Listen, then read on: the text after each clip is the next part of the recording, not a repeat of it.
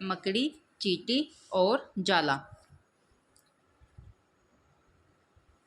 एक मकड़ी थी।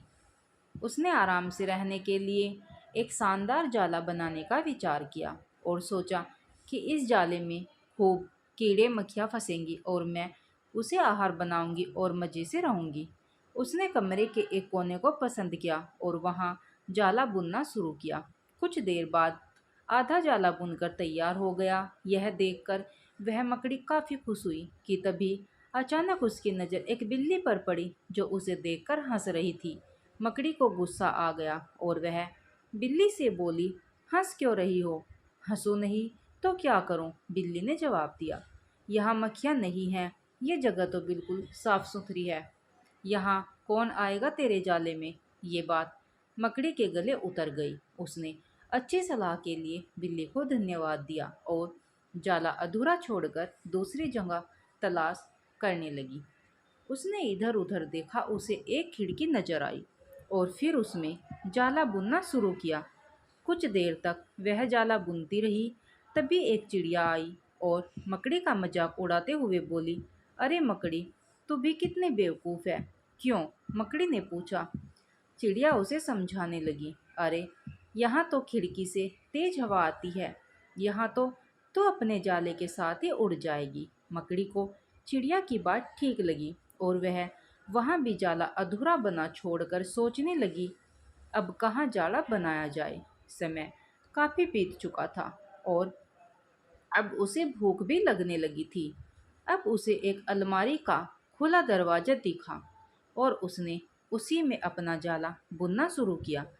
कुछ जाला बुना ही था, तभी उसे एक कॉकरोच नजर आया तो जाले को अचरज भरी नज़रों से देख रहा था।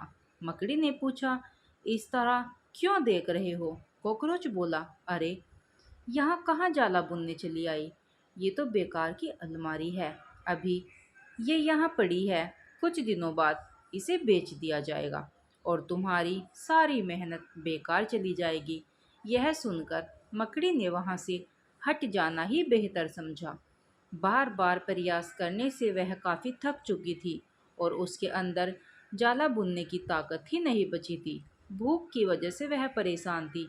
उसे पछतावा हो रहा था कि अगर पहले ही जाला बुन लेती तो अच्छा रहता, पर अब वह कुछ नहीं कर सकती थी। उसी हालत में पड़ी रही।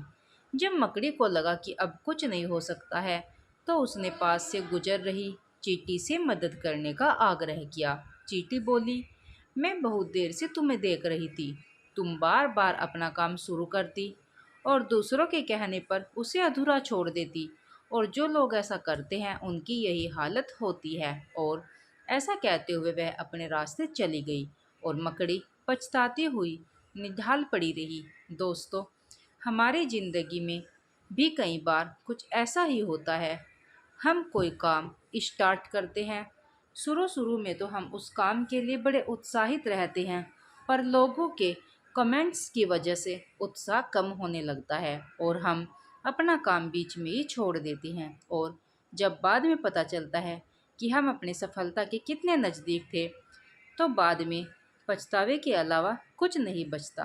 दोस्तों, आपको हमारी यह कहानी कैसी लगी प्लीज़ कमेंट में बताएं। हमारी कहानी को शेयर कीजिए और चैनल को सब्सक्राइब करना ना भूलें।